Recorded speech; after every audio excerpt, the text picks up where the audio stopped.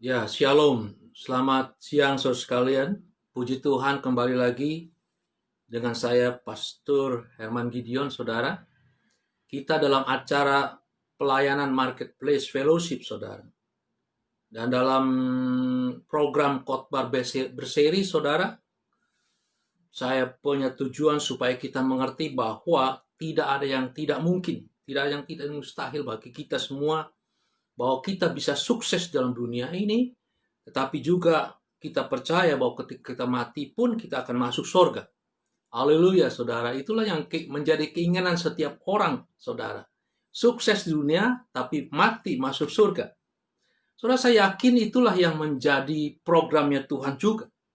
Oleh karena itu, manusia seperti yang sudah disampaikan dalam khotbah-khotbah berseri di Jumat-Jumat yang lalu, saudara, bahwa kita diciptakan oleh Tuhan dengan sangat istimewa, diperlengkapi oleh Tuhan dengan segala sesuatu, saudara, untuk menjadi manusia-manusia yang sukses, bukan gagal, saudara. Jadi tidak ada alasan bagi kita di dalam hidup ini menjadi orang-orang yang gagal, saudara. Tetapi kenapa kita menjadi gagal? Karena dosa merusak rancangan Tuhan yang semula, saudara. So, Jumat lalu kita sudah mendengar, saudara yang kasih, bahwa Yesus menawarkan untuk dipulihkan, dikembalikan kepada ciptaan yang mula, supaya kita menjadi sukses di dunia ini, dan tidak ada jaminan bahwa ketika kita mati, kita akan masuk surga, saudara. Saudara, hubungan kita dengan Tuhan dipulihkan melalui penawaran Yesus Kristus, saudara. Jadi kita harus mengutamakan yang paling utama, yaitu anugerah yang Tuhan tawarkan kepada kita melalui apa, saudara? Melalui iman yang menyelamatkan. Apa itu iman yang menyelamatkan? Iman yang menyelamatkan adalah iman yang mengandalkan Yesus Kristus. Tidak mengandalkan kekuatan kita sendiri, kita percaya bahwa keselamatan itu hanya melalui Yesus Kristus Tuhan. Keselamatan yang Yesus telah lakukan kepada kita dengan mati di kayu salib, dia bilang sudah selesai, tetelesta, adalah keselamatan yang tidak perlu ditambahkannya lagi. Dia sudah lakukan dengan secara sempurna. Kita hanya bisa menerimanya dengan iman yang menyelamatkan. Iman mengakui bahwa hanya Yesuslah satu-satunya juru selamat kita diampuni segala dosa kita, dan kita memperoleh hidup yang kekal. Diberikan hak untuk menjadi anak-anak Allah, saudara yang kasih.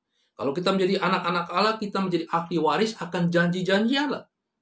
Saudara, ini menjadi titik awal kembali supaya kita menjadi orang-orang yang sukses sekaligus ketika kita mati, kita pun akan masuk surga.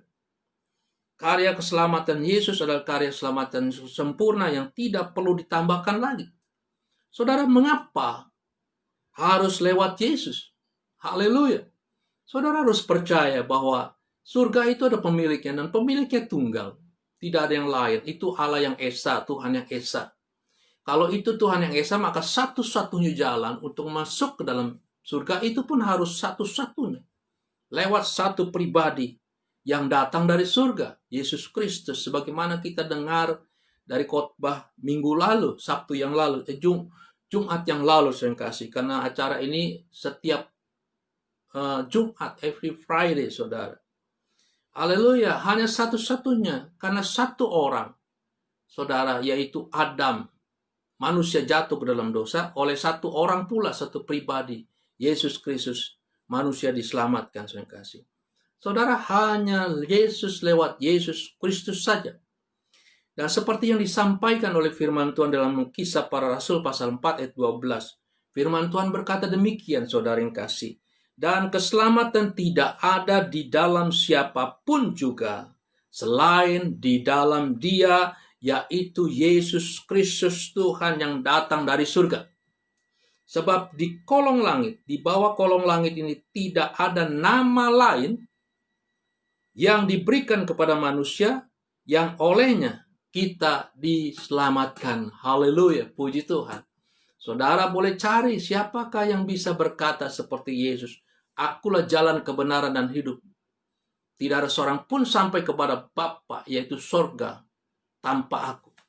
Harus melalui Yesus Kristus. Tidak ada yang kasih.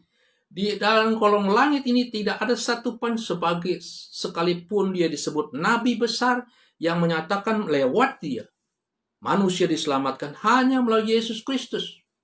Dialah yang mendeklarkan bahwa hanya melalui dialah kita bisa masuk ke dalam surga yang mulia. Dan memang dia telah buktikan itu. Dia turun dari surga melalui perawan Maria, saudara. Dia hidup tanpa dosa, melakukan mukjizat, membuktikan kealahan, keilahiannya di dalam dunia ini.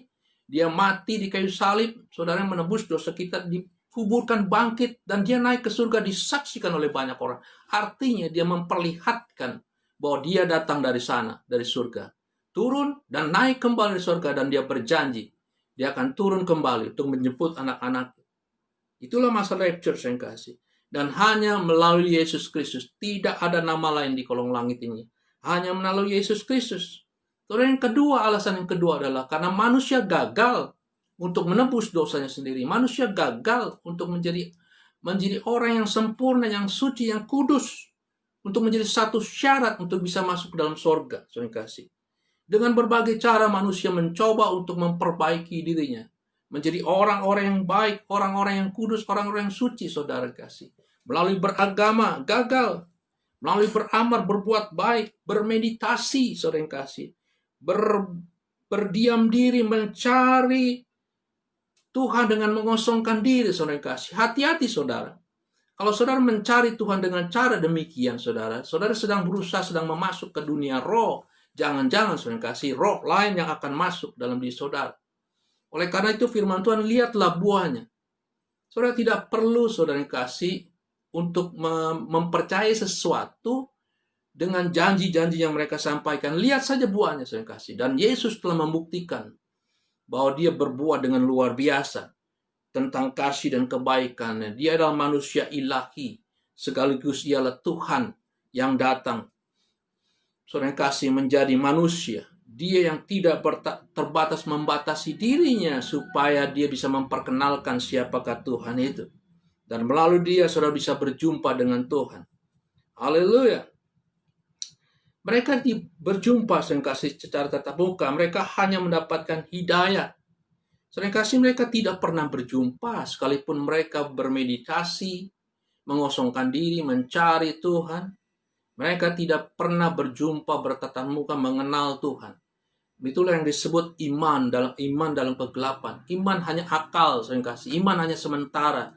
Tapi iman yang kita terima adalah iman yang menyelamatkan. Iman yang mengenal satu pribadi, Yesus Kristus menjadi Tuhan dan Juru Selamat kita, dan kita percaya melalui dia kita diselamatkan. Jadi ada banyak orang mempunyai iman, saudara kasih. Iman yang berdasarkan akal dia saja. Karena memang demikian yang dia pikirkan tentang Allah. Lalu dia dapatkan hidayah, pencerahan lewat suara batinnya, saudara kasih. Tapi dia tidak pernah berjumpa dengan Tuhan yang sesungguhnya. Saudara, ada banyak kesaksian yang kita bisa dengar bagaimana mereka berjumpa dengan Yesus sekalipun Yesus telah naik ke surga. Haleluya, puji Tuhan. Saudara bisa dengar, bisa cari, bisa searching, browsing tentang kesaksian orang bagaimana berjumpa dengan Yesus Kristus. Yesus tetap sama, dulu, sekarang, dan sampai selamanya. Dialah Tuhan yang hidup. Dia bisa menghampiri saudara kapan saja, dalam berbagai cara, karena dia hebat dan luar biasa. Karena dia Tuhan, saudara, karena apa? Karena manusia itu gagal, karena manusia itu adalah karena telah berbuat dosa, saudara kasih. Karena semua orang telah berbuat dosa dan telah kehilangan kemuliaan Allah. Itu yang firman Tuhan sampaikan kepada kita. Adakah di antara kita yang mendengar, bahkan saudara seluruh dunia bisa berkata saya orang suci? Tidak ada. Mereka adalah orang berdosa. Sementara itu Bapa itu adalah sempurna. Bisakah kita menjadi sempurna seperti Bapa? Tidak mungkin, saudara kasih. Haleluya. Saudara, perlu kesempurnaan datangnya dari Kristus Tuhan. Karena manusia telah berdosa dan telah kehilangan kemuliaan Allah. Manusia gagal karena manusia telah ditaklukkan kepada kuasa dosa.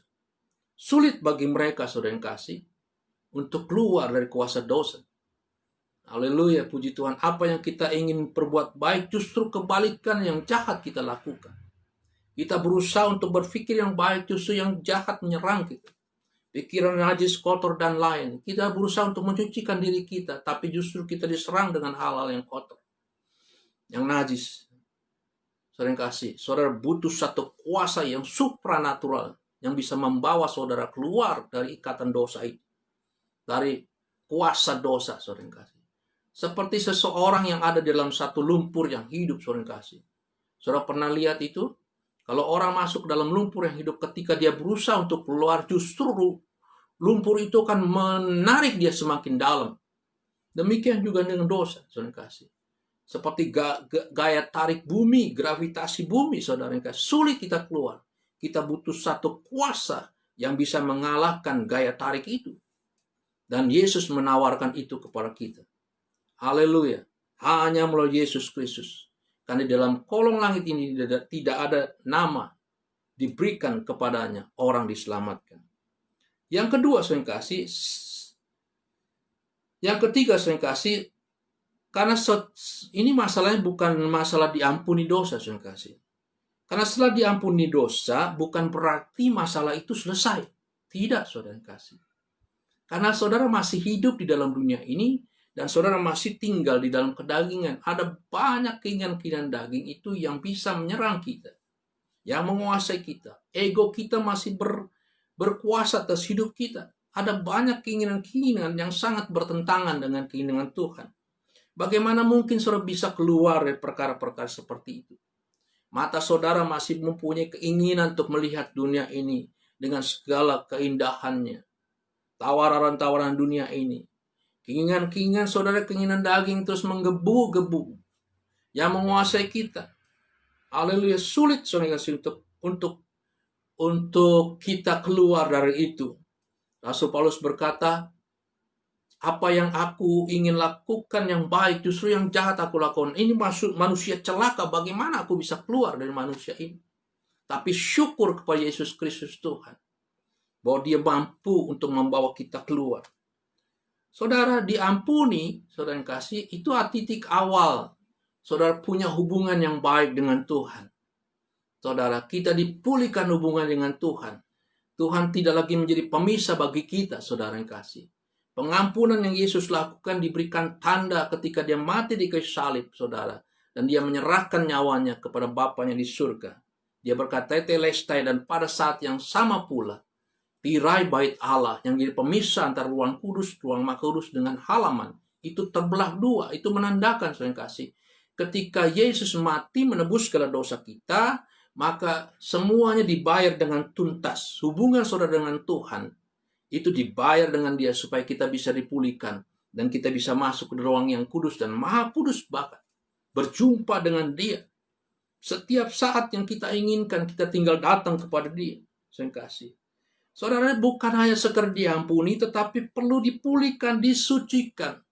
Artinya, saya kasih, kita akan masuk ke dalam tahap yang kedua, yaitu tahap penyucian. Dicucikan hari lepas hari.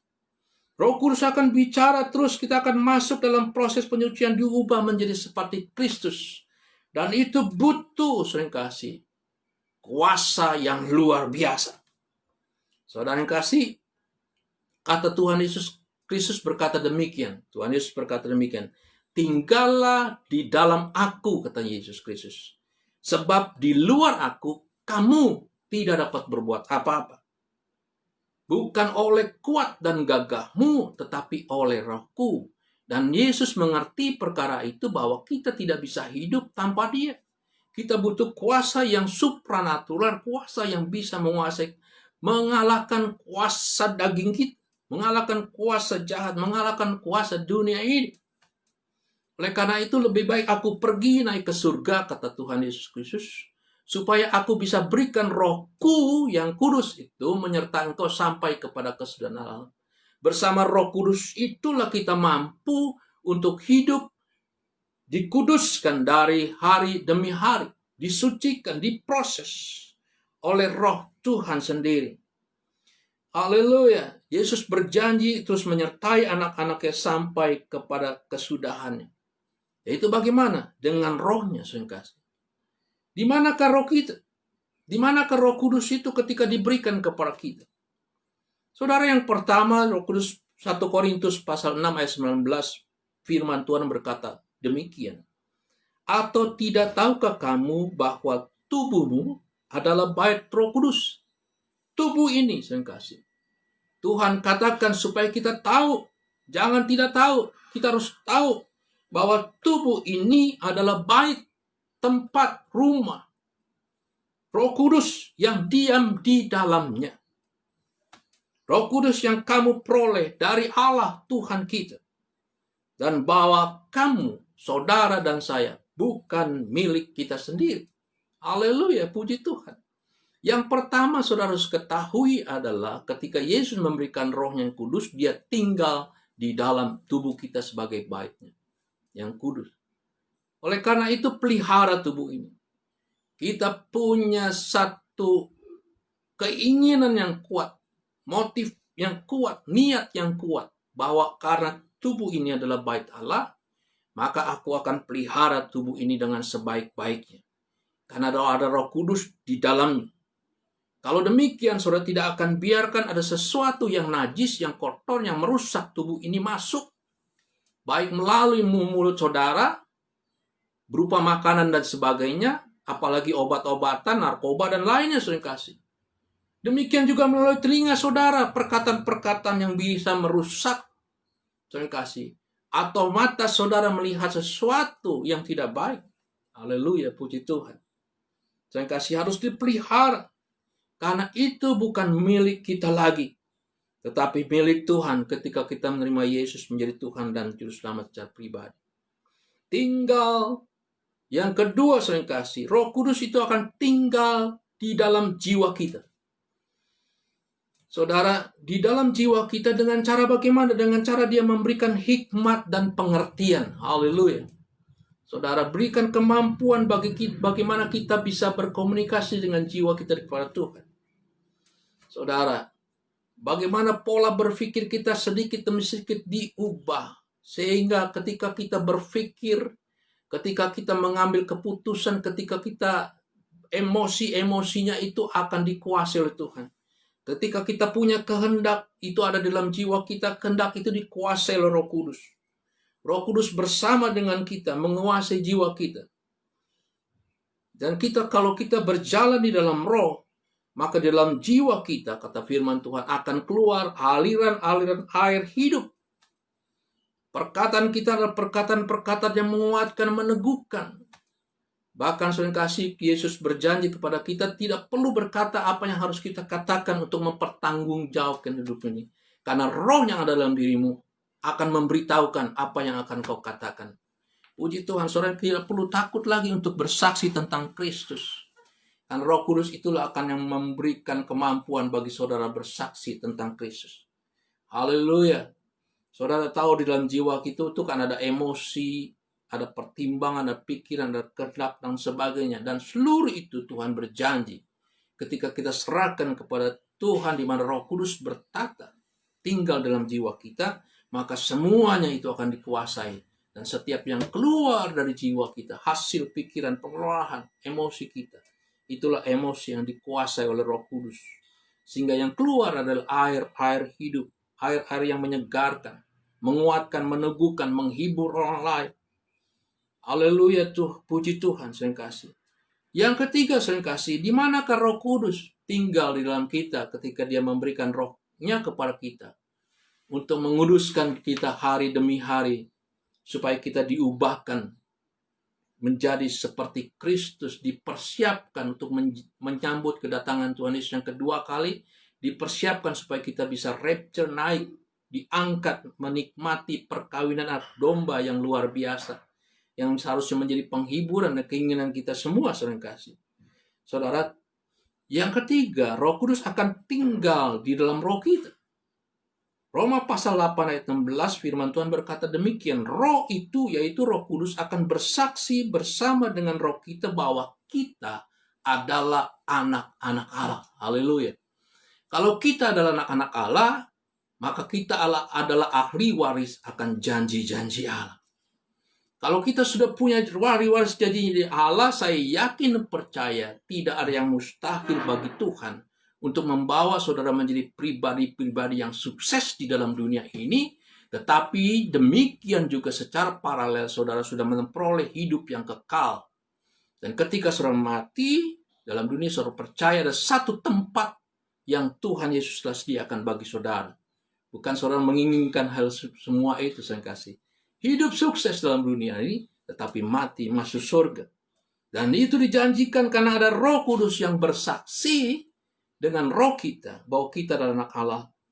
Dan kalau kita mau menderita bersama-sama dengan Dia, Yesus Kristus, seluruh eksistensi diri kita, saya kasih, dipenuhilah oleh Roh Kudus. Tidak ada di luar jangkauan, di luar penguasaan Roh Kudus. Semuanya dikuasai oleh Roh Kudus.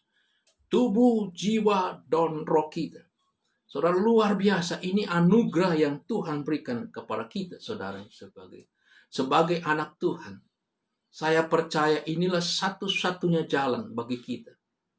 Dan itulah kenapa saya ingin sampaikan perkara ini kepada saudara, menjadi khotbah yang berseri, menjadi satu rahasia yang bisa kita dengar di setiap hari Jumat, saudara kasih, bagi kita yang ada di Marketplace Fellowship. Tidak perlu khawatir, saudara. Saudara ada di dunia pekerja. Saudara jangan khawatir, saudara, aduh saya ini bukan seorang rohaniawan, bukan seorang aktivis gereja. Tidak perlu, saudara kasih. Dimanapun saudara berada, di dunia kerja, di mana saja, saudara kasih. Sebagai profesional apapun juga. Sebagai bisnismen, pengusaha, wirausaha, saudara kasih. Kalau saudara berjalan bersama Tuhan, kalau saudara menerima Dia menjadi Tuhan dan Juru Selamat sejati pribadi, percayalah, Tuhan akan memimpin saudara dari kemenangan satu kepada kemenangan yang lain, dari kekudusan satu kepada kekudusan yang lain. Dan saudara sedang dipersiapkan oleh Tuhan untuk masuk ke dalam pesta yang luar biasa, saya kasih. Saudara, itulah firman Tuhan yang saya dapat sampaikan, karena di khotbah berseri next Friday, saya kasih. Kita akan belajar bagaimana mekanis yang dilakukan oleh Tuhan, mekanikanya, saudara kasih, yang dilakukan Tuhan Roh Kudus supaya kita sukses dalam dunia ini, saudara kasih. Tetapi juga kita percaya ada satu tempat yang disediakan bagi kita. Ketika kita pulang mempertanggungjawabkan, saudara yang kasih, apa yang telah kita lakukan dalam dunia ini. Ada satu tempat di surga yang Yesus berikan kepada kita. Next Friday, saudara kasih. Don't miss it, saudara kasih. Kita akan melihat apakah yang akan dilakukan Roh Kudus. Sehingga sungguh-sungguh Dia bisa membawa kita menjadi orang yang sukses dalam dunia ini. Saudara, kita percaya, saudara kasih, bahwa sukses itu tergantung, saudara kasih, dari relationship, dari hubungan. Artinya, saudara kasih, hubungan yang secara horizontal, hubungan dengan sesama kita, ya, hubungan dengan keluarga, hubungan dengan teman sejawat, hubungan dengan teman sekantor, hubungan dengan teman bisnis, hubungan dengan lingkungan, hubungan dengan apa saja. Penting untuk sukses kita punya hubungan yang baik dengan mereka, saudara kasih. Kalau ada yang break dengan hubungan dengan sesuatu yang sedang kita jalani, saudara kasih, saya yakin percaya itu akan menghambat kesuksesan kita. Dalam dunia bisnis kah, dalam rumah tangga bahkan, saudara kasih, keluarga bisa pecah dan sebagainya. Ada banyak hal, saudara kasih, kita terhalang dengan kesuksesan karena tidak punya hubungan yang baik.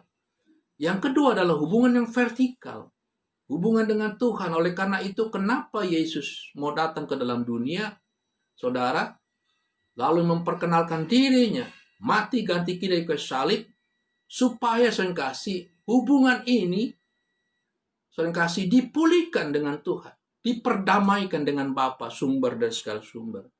Karena ini penting untuk mendapatkan kesuksesan. Hubungan dengan Bapa. Karena dengan Bapa itulah, saudara kasih, ketika hubungan kita dipulihkan, kuasa-kuasa yang supranatural, kuasa-kuasa yang bisa kita punya kemampuan intuisi melihat ke depan, punya visi yang luar biasa, menjadi partner kerja Tuhan, kawan sekerja Allah, saudara kasih. Seperti yang dicontohkan oleh Yusuf, bagaimana Yusuf sekalipun, saudara kasih, berapa kali dicoba digagalkan untuk menggenapi rencana Tuhan menyelamatkan bangsa yang besar, dibuang ke dalam sumur, dijual kepada orang Mesir Potifar, dimasukkan ke dalam penjara, difitnah dan sebagainya. Tetapi tetap dia percaya dengan visinya bahwa dia akan menyelamatkan bangsa yang besar. Bahkan keluarganya yang 12 itu, termasuk orang tuanya, akan tunduk kepada Dia. Dan betul saudara kasih, ketika dia tetap berjalan bersama dengan Tuhan, tetap berjalan dengan visinya saudara kasih, dia menjadi orang nomor 2 di Mesir. Dia punya kekuasaan yang sama seperti Firaun. Kata Firaun, cuma ini saja, tak saja yang bukan menjadi kekuasaanmu. Tapi seluruhnya menjadi kekuasaan dari Yusuf. Dan Yusuf menyelamatkan bangsa yang besar, keturunan Abraham. Haleluya, puji Tuhan. Bangsa Israel. Dan saya percaya hal yang sama pula yang Tuhan bisa buat kepada Yusuf, Tuhan bisa buat kepada saudara. Tetapi yang penting kita harus tahu bagaimana caranya kita bisa mendapatkan itu semua. Nah, khotbah berseri inilah saudara kasih. Saya mencoba untuk berdiskusi dengan saudara, mencoba untuk memberikan pencerahan. Saudara kasih, oleh karena itu bagi saudara yang ingin bertanya tentang firman itu ini, saudara bisa hubungi kami. Kami ada di grup FB God is so good. Kapan saja saudara bisa hubungi kami. Setiap hari ada banyak orang yang ingin menjadi anggota member dari FB God is so good. Dan saya yakin percaya saudara pun bisa melakukan yang sama. Bahkan kalau saudara mengalami kesulitan, jalan buntu, mari kita lakukan bersama-sama. Kita akan berdoa bersama-sama. Kita akan minta hikmat dari Roh Kudus seperti yang kita dengar firman pada pagi ini, pada siang ini, saya kasih. Bahwa Roh Kudus, Roh yang luar biasa, Roh yang penuh dengan hikmat, menjadi konselor kita, penasihat kita, itu ada dalam diri kita, dalam tubuh kita, dalam jiwa kita, dan di dalam roh kita. Puji Tuhan. Tuhan memberkati kita semua. Kita percaya, saya kasih, Tuhan kita hebat. God is so good. Dia mendesain kita untuk menjadi orang-orang yang sukses. Dan dia sedang menantikan kita pulang, saudara kasih, untuk masuk ke dalam sorga yang mulia. Karena Yesus berkata, aku naik ke sana untuk menyediakan tempat bagimu. Haleluya, puji Tuhan. Tuhan luar biasa. Jangan tinggalkan dia, saudara kasih. Karena dia Tuhan yang hebat dan luar biasa. Tuhan yang mengasihi saudara sekalian. Puji Tuhan. Amin. Tuhan memberkati kita semua. Saudara kasih, saya akan berdoa buat saudara sekalian. Doa yang singkat tetapi kita percaya Tuhan ada bersama dengan doa kita. Bapa, kami bersyukur dan terima kasih kalau firman ini boleh disampaikan melalui FB ini. Kami percaya Tuhan, Roh Kudus yang akan terus berbicara kepada kami semua. Kami serahkan kepada setiap orang yang mendengar firman ini, supaya diteguhkan, dikuatkan imannya untuk tetap berjalan bersama dengan Tuhan, punya pengharapan di dalam Tuhan, bahwa mereka akan menjadi orang-orang yang berdampak, orang-orang yang menjadi berkat dimanapun berada, orang-orang yang menyenangkan hati Tuhan. Haleluya. Dan punya pengharapan kepada Tuhan, bahwa tempat di surga telah disediakan baginya. Terima kasih Tuhan Yesus Kristus. Terima kasih Bapa, Engkau baik dan luar biasa. Kami serahkan alat ini dan khotbah ini ke dalam tangan-Mu ya Tuhan Yesus Kristus, untuk menggenapi apa yang Kau sampaikan kepada kami sebagai amanat agung. Firman ini akan dibawa untuk diberitakan sampai ke dunia dan kepada segala bangsa.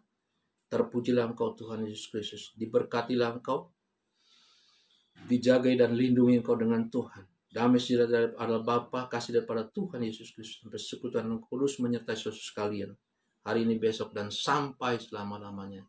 Sampai Tuhan Yesus datang kedua kali. Dalam nama Tuhan Yesus Kristus kami berdoa. Haleluya, amin. Tuhan memberkati. Shalom, selamat siang.